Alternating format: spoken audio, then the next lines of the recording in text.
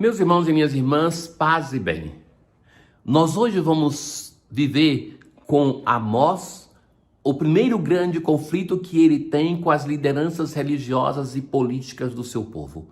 Um profeta, por tradição, ele é rejeitado. O próprio Jesus nos evangelhos vai falar isso, que os profetas, eles eram rejeitados, levados à morte pelos pais dos fariseus, e depois os próprios fariseus e os escribas começavam a cultuar depois da morte. E que isso acontece com Jesus, acontece com tantos santos. É interessante que os santos que nós temos devoção, muitos deles também são assim, que eles eram detestados em vida. Pensemos, por exemplo, em Santo Antônio. Não pense que era um santo que onde ia pregar tinha tanta gente disposta a escutar. Lembra que em Rímini a população não quer escutá-lo e ele vai e prega para os peixes. Por quê? Porque o pregador, ele é acolhido enquanto ele diz aquilo que é agradável. Quando ele diz aquilo que não é agradável, que toca na ferida, nesse momento ele não é mais aceito. Então, isso acontece também com os profetas, e nós vamos ver isso na história de Amós. Então, Amazias, o sacerdote, ele vai dizer ao rei Jeroboão: Amós conspira contra ti, dentro da própria casa de Israel. O país não consegue evitar que se espalhem todas as suas palavras.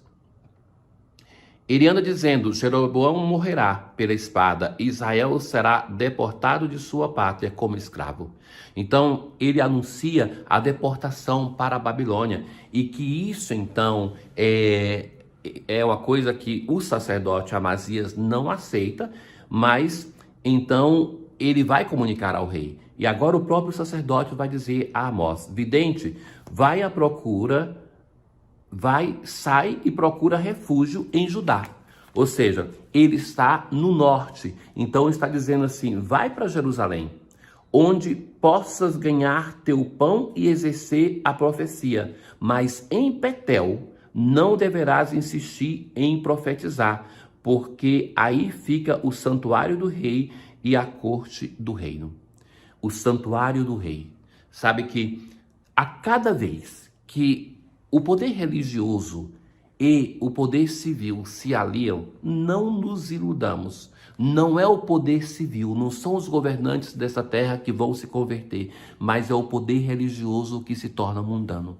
A história da igreja mostra isso diversas vezes. Essa luta desvairada que nós temos de muitos líderes religiosos hoje, de aliar-se a políticos, de buscar o poder, muitas vezes é de buscar benesses econômicas para a própria religião. Isso não é de Deus. Então, ali Amós, que não se alia com o rei e diz aquilo que Deus quer que ele diga, ele se torna um personagem não quisto. E então ele se diz para ele para se distanciar.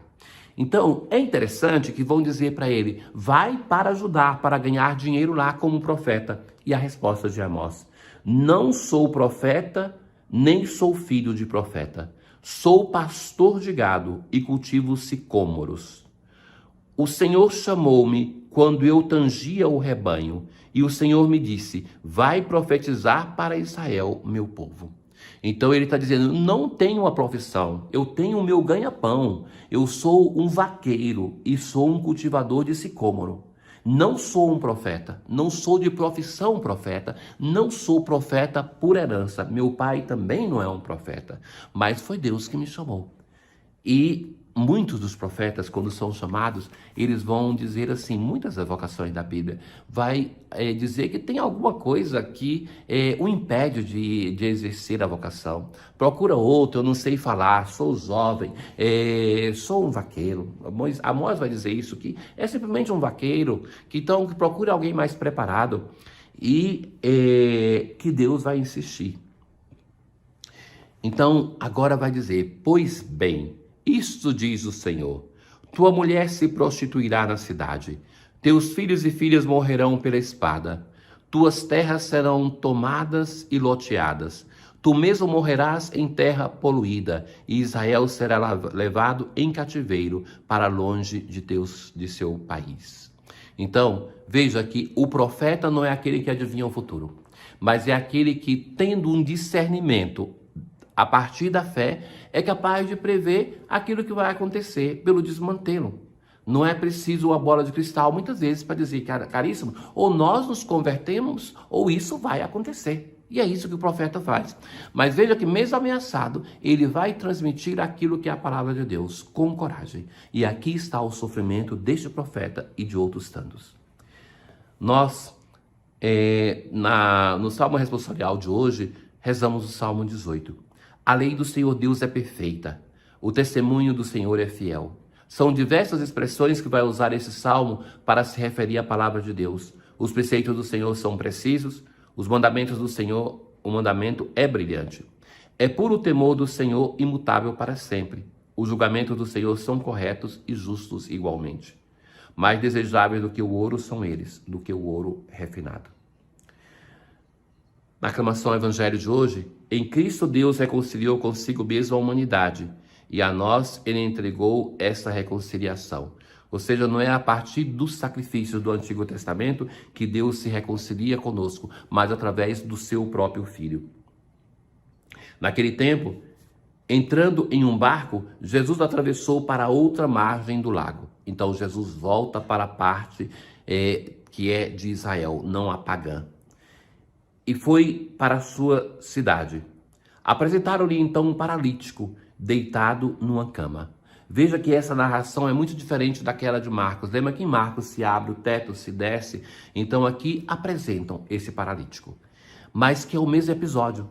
Parece que muitas vezes nós temos no Evangelho a memória de um outro fato, por exemplo, pode ser a cura de um outro paralítico, mas o contexto e a mensagem dessa narração é a mesma daquela de Marcos e Lucas, quando se abre o teto e desce um paralítico.